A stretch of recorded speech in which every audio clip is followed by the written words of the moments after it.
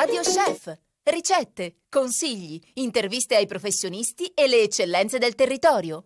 Allacciate il grembiule, si parte! Cari amici, ben ritrovati, nuovo appuntamento con Radio Chef. Oggi, come sempre, vi portiamo a scoprire le delizie dell'estate, le ricette dei nostri ascoltatori. Ce ne abbiamo una molto molto interessante per degustare il pollo in un modo nuovo e originale, ma anche vi portiamo a scoprire il nostro territorio, grazie anche a questa bella collaborazione con Promoturismo FVG. Maria, dove andiamo oggi? Buongiorno a tutti, buongiorno Barbara. E sì, a volte ci chiediamo, magari siamo in una bella location e ci chiediamo cosa fare oggi per vivere l'estate a pieno e magari anche degustare qualcosina di buono facendo cose belle. E sì, oggi insieme a Promoturismo FVG vi portiamo a Lignano Pineta, dove ci dirigiamo proprio oggi perché continuano gli appuntamenti con incontri con l'autore e con il vino. E noi abbiamo l'organizzatore in collegamento con noi, Giorgio Ardito, a cui voglio dare intanto il buongiorno. Buongiorno e grazie dello spazio che ci riservate. Giorgio, è un piacere averti con noi. Sono stati già degli appuntamenti molto interessanti quelli che si sono potuti vivere insomma da metà di giugno, hanno già appassionato tantissimo il pubblico anche per il loro format, perché proprio ci si immerge nelle pagine di un libro insieme proprio con gli autori e poi si va a scoprire un vino, si va a degustare un vino tutti insieme. Raccontaci un po' come funzionano anche gli incontri. Beh sì, è nato da un'idea che ho avuto 25 anni fa. La fidanzata che avevo all'epoca mi diceva ma le presentazioni dei libri le fanno solo a grado. Io avevo appena completato un corso di cultura del vino alla Spezieria Paesani a Udine, in via Grazzano, e allora ho pensato appunto a questo abbinamento di scrittori e di aziende vitivinicole del nostro territorio.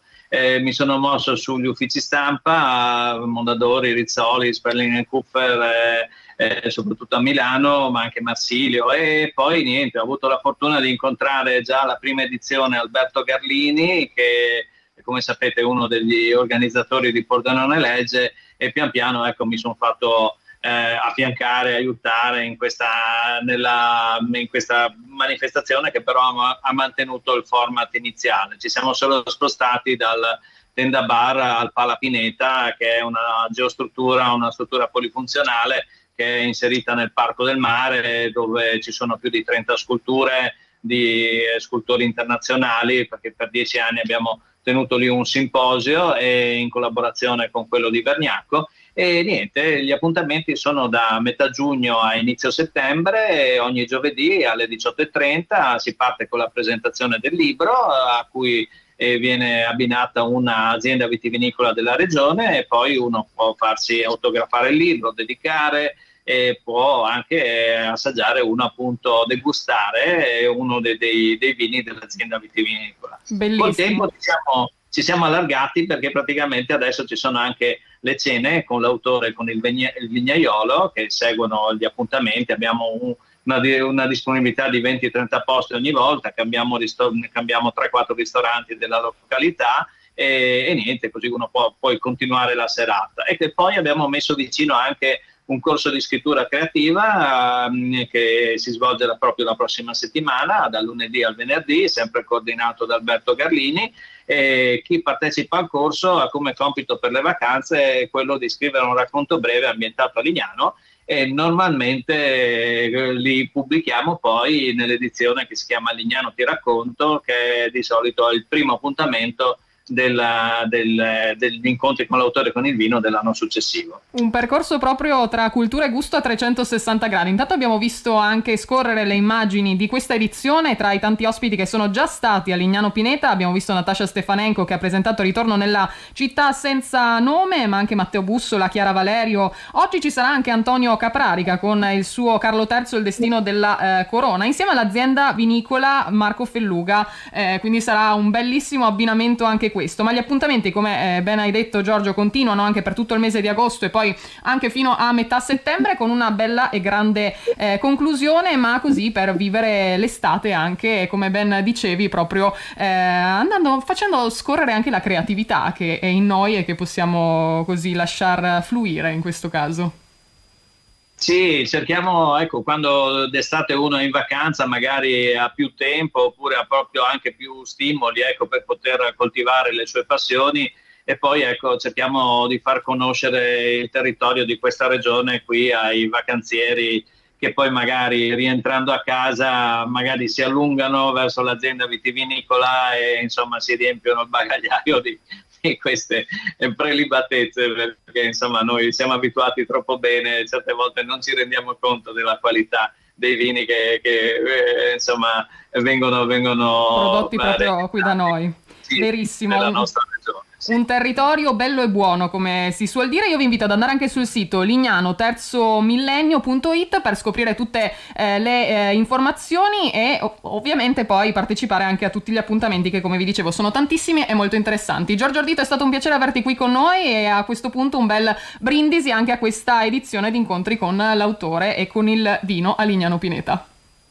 Grazie, vi aspettiamo tutti ogni giovedì.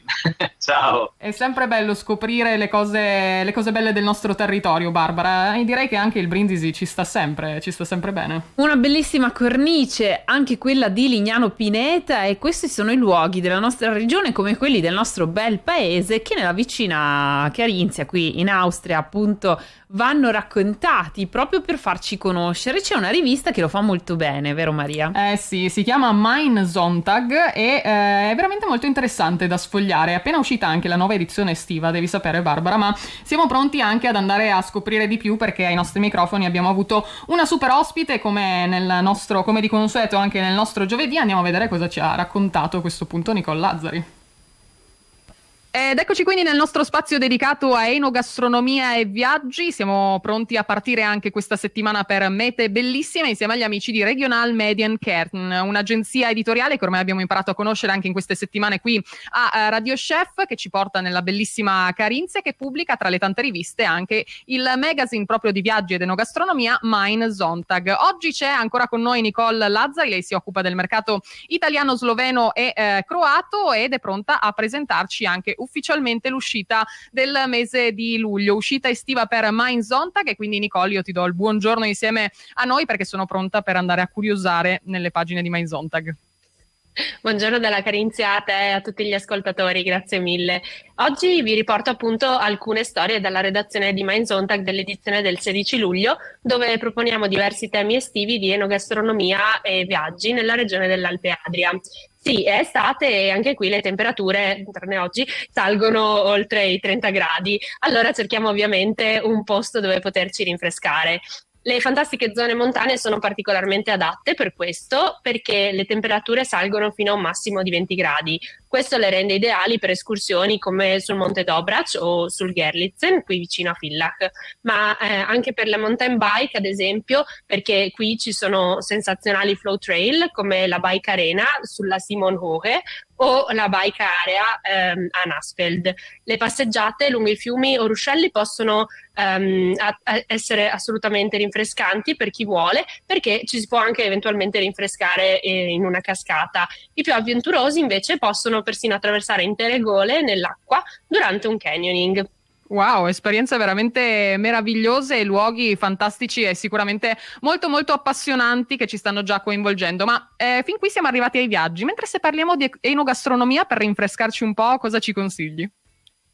Ad esempio i cosiddetti poptails sono un modo simpatico per rinfrescarsi. Si tratta di cocktail ghiacciati su stecco ed è assolutamente la tendenza di quest'estate. Abbiamo delle ricette fantastiche, come ad esempio il gin tonic su stecco, quindi prendete tutti carta e penna perché vi servono solo 100 ml di gin, 500 ml di acqua tonica, 50 ml di succo di limone fresco e qualche fogliolina di menta, e naturalmente speciali stampi per gelato con bastoncini nei quali viene versata la miscela del cocktail e lasciata congelare per 8-10 ore. Non perdete questa e altre ricette, i nostri suggerimenti per eventi, escursioni e notizie in Carinzia e nella regione dell'Alpe Adria sul nostro sito web www.mein-sonntag.at, e mi raccomando Sonntag con 2 N. Eh sì, è il mantra della nostra settimana, del nostro giovedì con Mein Sonntag. Andatelo a sfogliare perché veramente vi coinvolgerà sicuramente nelle pagine e saprete dove muovervi per rinfrescarvi in questa estate 2023. Noi con Nicole, insieme agli amici di Regional Medienkärten, ci risentiamo la prossima settimana per nuove avventure fresche avventure da vivere insieme. Anzi, e Nicole, grazie per essere stata con noi, ti auguriamo una super giornata e una buona estate. Grazie mille a tutti di nuovo, buona giornata. Eccomi, sono tornata proprio per scoprire insieme a voi anche la ricetta di oggi, che sono queste cosce di polletto alla pugliese. Beh, interessante, sono molto curiosa di scoprirle. Tra l'altro si preparano anche velocemente, in 15 minuti circa, quindi sono la ricetta perfetta per l'estate. Le dosi di cui vi parlo oggi sono per 4 persone, ci servirà una cipolla, 4 spicchi di aglio, 2 cucchiai di uva sultanina, 200 ml di sherry secco, 1 chilo di cosce di polletto, mezzo cucchiaino di cumino macinato, 4 cucchiai di olio d'oliva, una stecca di cannella, 50 grammi di scaglie di mandorla, un pizzico di cannella in polvere, sale quanto basta e pepe nero quanto basta. Andremo quindi a sbucciare la cipolla e l'aglio, li triteremo in modo molto fine. Porremo l'uvetta in una ciotolina con 3 cucchiai di sherry, lasceremo marinare il tutto per 10 minuti. Sciacquiamo le cosce di polletto sotto l'acqua corrente, poi le asciugheremo tamponando. Strofiniamo la pelle con sale, pepe e cumino. Scaldiamo quindi l'olio d'oliva in una teglia e stufiamo cipolla e aglio. Uniamo le cosce di pollo e rosoliamole su tutti i lati, sfumiamo con lo sherry, spezziamo la stecca di cannella a metà e poniamola nella teglia. Coperchiate e fate sobbollire a fiamma dolce per 45 minuti circa. A 10 minuti dal termine di cottura uniremo la coscia, l'uva sultanina e le mandorle a scaglie. Mescoleremo con cura e regoleremo di sale, pepe, cumino e cannella. Andremo a eliminare la stecca di cannella prima di servire, quindi distribuiremo le cosce di pollo nei piatti e guarniremo con scaglie di mandorle e briciole della stecca di cannella. Servire con del riso, e io apprezzo tantissimo questo abbinamento perché anche il riso è un ottimo contorno, magari soprattutto in queste giornate calde lo possiamo sostituire al pane. Se per comodità abbiamo un po' anche mangiato più carboidrati del solito, magari abbiamo approfittato di una focaccia, un crackers durante il giorno per non cucinare. Ringraziamo Cosimo Damiano di Trieste per questa ottima ricetta. Ti aspettiamo, Cosimo, anche nei nostri appuntamenti live per venircela a raccontare. Maria, la proverai? Sì, magari anche se vuole prepararcela, così poi la gustiamo insieme. Se vuole anche portarcela già pronta. Infatti, noi siamo sempre aperti alle degustazioni, all'assaggio, sì. Ma poi anche il bello di scoprire le ricette insieme a chi le ha preparate, perché sai, c'è sempre quel trucchetto in più che magari uno fa e l'altro non riesce così a comprendere, magari solo leggendo tra le righe di una ricetta, mentre se ci metti la mano giusta viene ancora più spaziale come ricetta, no? Sono d'accordo con te, e tra l'altro l'abbinamento con la cannella mi piace moltissimo perché è una spezia che io veramente adoro un po' ovunque, sia nel salato che nel dolce. Tu hai un cavallo di battaglia in cucina, una ricetta che fai tu? Ce l'ho e ce l'avevano raccontata, devi sapere, un po' di anni fa, si chiamava Silvana, una delle nostre lady in cucina, e era proprio l'inizio, quando ancora non c'era Radio Chef, c'era però un nostro appuntamento dedicato proprio alla cucina, ed era il pollo all'arancia, cioè semplice, però ti assicuro che quando hai degli ospiti, soprattutto se sono ragazzi, magari adolescenti, e hai bisogno di una ricetta veloce da improvvisare, però li vuoi colpire con qualcosa di diverso, questa ricetta è fenomenale, molto semplice. Basta prendere delle fettine di pollo, le si scalda con un po' di burro, se invece siete intolleranti potete usare dell'olio extravergine d'oliva. Si scaldano le fettine in modo che diventino chiare, no, che non siano crude, poi si fa un bel succo d'arancia, una spremutina, si mette la spremutina e si lascia a fuoco lento, insomma, che queste cucinino per una ventina di minuti finché questa arancia diventa quasi una cremina, viene fuori un agrodolce, diciamo così, con un sughetto anche denso, molto bello, buono. Molto buono, ma vi assicuro, perché moltissimi mi domandano: ma è dolce con l'arancio? No, sembra semplicemente come se fosse un gusto agrumato più leggero di quello che è il limone, che invece è più acido. Vedi, ci sono quei trucchetti che si possono utilizzare in cucina e che è bello anche condividere per ovviamente ottenere il massimo dei risultati. La ricetta anche da tutti i giorni per mamme lavoratrici. Apriremo questa rubrica anche, esatto. Così siamo al completo. E invece ci porti anche da qualche altra parte? Dove ci porti adesso? Sì, voglio portarvi in montagna e voglio raccontarvi una bella storia, la storia di una famiglia che è quella proprio di Baita Pista Nera a Sappada, perché lì appunto è iniziato tutto tantissimi anni fa, quando Ettore e Rosina avevano deciso di prendere una piccola stalla e l'hanno trasformata in un bar dove tutti gli sciatori si potevano fermare per un buon vin brûlé, magari davanti al caminetto. Eccoli qua Ettore e Rosina, adesso la sua famiglia ha portato avanti questa tradizione. Il bar adesso è il ritrovo di tantissimi sciatori nelle fredde giornate invernali per uno spuntino, per assaporare le grappe alle erbe, alla frutta.